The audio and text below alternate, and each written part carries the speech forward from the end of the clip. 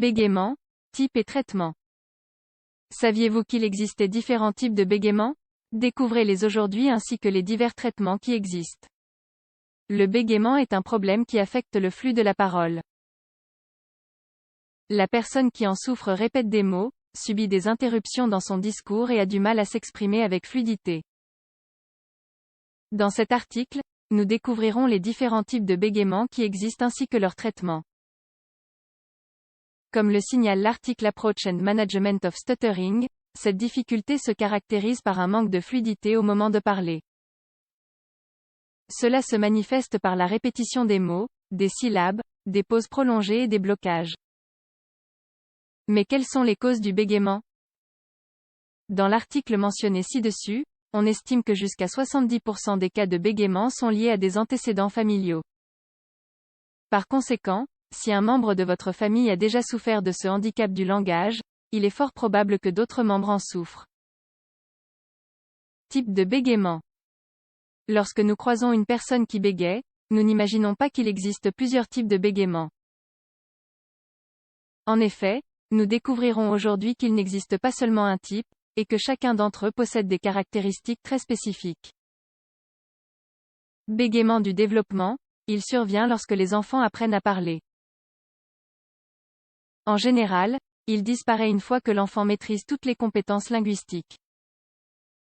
Neurogénique, il est causé par une lésion qui entraîne un traumatisme sévère dans la tête, voire même un accident vasculaire cérébral. Il peut être irréversible.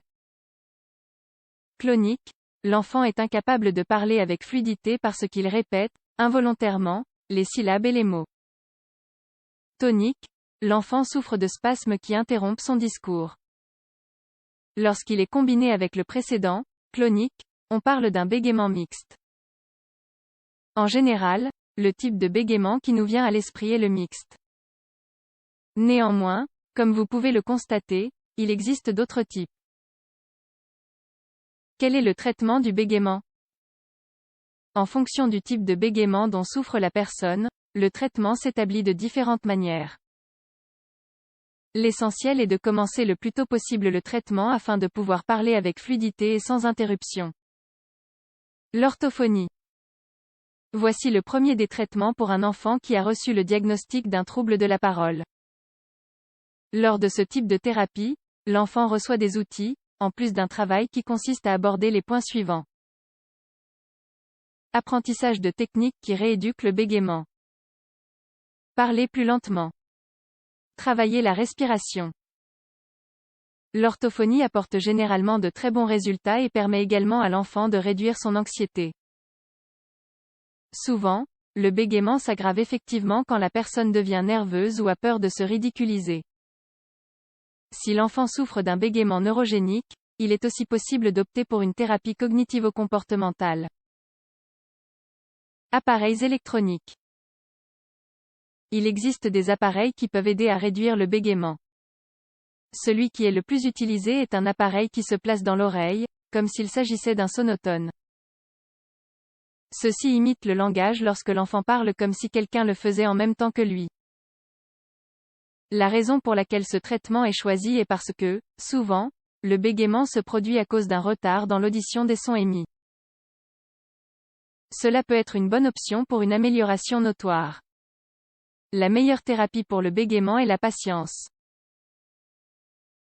Malgré toutes les options de traitement, les parents doivent également s'impliquer dans l'amélioration du bégaiement de leur enfant. La patience et le suivi des indications des professionnels est donc essentiel. Évitez de gronder, de parler rapidement ou de vous fâcher contre votre enfant. De nombreuses personnes souffrent de ce trouble. Mais, grâce à toutes les options qui existent actuellement, elles peuvent l'améliorer afin qu'il devienne imperceptible pour les autres. Le travail à la maison, soutenir l'enfant, ne pas le stresser, l'écouter et être patient seront alors des éléments indispensables. Avez-vous déjà souffert de bégaiement? Ou connaissez-vous quelqu'un autour de vous qui en souffre? Nous espérons que cet article vous a apporté davantage de compréhension de ce trouble, et que vous pourrez accompagner vos proches qui en souffrent.